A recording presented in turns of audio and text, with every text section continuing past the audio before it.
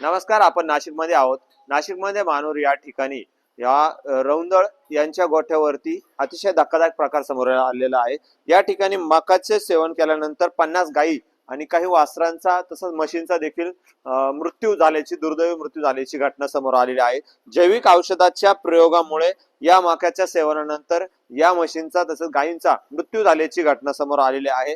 या घटनेमध्ये या रौंदळ या दूध व्यावसायिकाचे लाखो रुपयाचे नुकसान झालेले आहे आणि या नुकसानीस जबाबदार पेस्टिसाइड कंपनी असेल, आस्वाती जैविक औषध तयार करणारी कंपनी असेल, ही देखील तितकीच जबाबदार आहे. त्याबरोबर त्यांनी सप्लायर असेल यावरती आडगाव पोलीस स्टेशन येथे गुन्हा देखील दाखल करण्यात आला आहे. परंतु असले काहीसे प्रकार जे घडत आहे, या प्रकाराला जबाबदार कोण हा देखील तेवढाच मोठा प्रश्न आहे. परंतु या घटनेने रौंदळ यांचे लाखो रुपयाचे नुकसान झालेच आहे. या गोठ्याचे मालक आहे जसे दूध उत्पादक रौंदळ आपल्या सोबत आहे.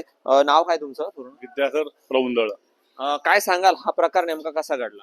हा प्रकार आम्ही संध्याकाळी 5 वाजता जनावरांना मका खाऊ घातली आणि त्या जनावरांना 6 तारखेला संध्याकाळपासून त्रास व्हायला सुरुवात झाली. त्रास झाल्यानंतर आम्ही डॉक्टरना, सरकारी डॉक्टरना बोलवलं, त्यांना दाखवलं, तर त्यांनी भरपूर औषधोपचार केले अर्जंटमध्ये. पण त्या मक्याचा इतका पॉवरफुल औषध होतं का त्याच्यामध्ये आमच्या रोज 4-5 गायी मरायला लागल्या. मग आम्ही ते 5-6 दिवस डॉक्टरांनी खूप प्रयत्न केले, तर आमच्या 6-7 दिवसामध्ये जवळजवळ माझ्या स्वतःच्या 24 गायी मेल्या. माझ्या गोठ्यामध्ये माझे 2 मित्र आहेत, त्यांच्या दोघांच्या पण मिळून 19 ते 20 गायी त्यांच्या पण मेल्या. हे औषध नेमकं कोणतं होतं? हे फरेटेरा म्हणून त्या शेतकऱ्यांनी सांगितलं. मी फरेटेरा आणि याला जैविक वापरलेलं आहे. ही घटना मक्याच्या सेवनानंतर झाली, याचं निदान कसं झालं? माझ्या गोठ्यामध्ये 2 ग्रुप आहेत. एका ग्रुपने पूर्ण मका खाऊ घातली आणि एका ग्रुपने पूर्ण ऊस खाऊ घातला. तर ज्या जनावरांनी ऊस खाल्ला त्यांना काहीच त्रास झाला नाही, ज्यांनी मका खाल्ला त्यांनाच त्रास झाला. हा म्हणून आम्हाला शंका आली, कारण सगळ्यांनी पाणी एकाच विहिरीचं पाणी पिलं होतं. तर आम्ही मग पाण्यावरचा डाऊट गेला, चाऱ्यावरती लक्ष दिलं. मग त्या मक्यावरनं आम्हाला कळालं की हे मक्यावरनं हा प्रॉब्लेम आलेला आहे. या संदर्भात तुम्ही सरकारी पशुवैद्यकीय अधिकाऱ्यांशी चर्चा केली? हो, त्यांच्याकडनं केली. त्यांनी सगळे सॅम्पल नेले. सॅम्पल नंतर त्यांनी पण खूप अभ्यास केला.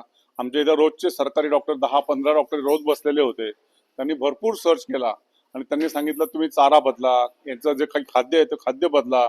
सगळं करून बघितलं, पण त्यांनी ते मका खाल्लेल्या ज्या जनावरांना काहीच करता आला नाही आम्हाला. किती जनावरांचा एकंदरीत मृत्यू झाला आहे? टोटल जवळ 50 ते 55 जनावरांचा मृत्यू झाला.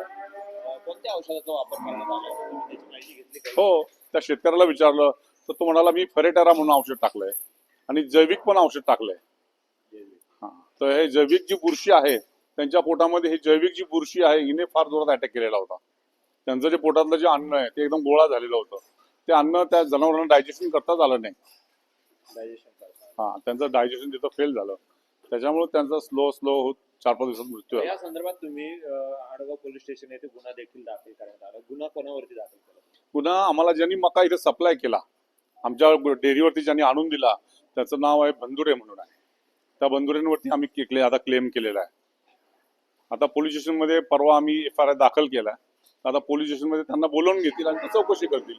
एका मुख्या जीवाचा जो जीव गेलेला आहे ती मोठी हळहळ व्यक्त करण्यासारखी गोष्ट आहे आणि या परिसरामध्ये या घटनेची मोठी हळहळ देखील व्यक्त केली जात आहे. कॅमेरा पर्सन गणेश सह अमोल जाधव, नवराष्ट्र, नाशिक.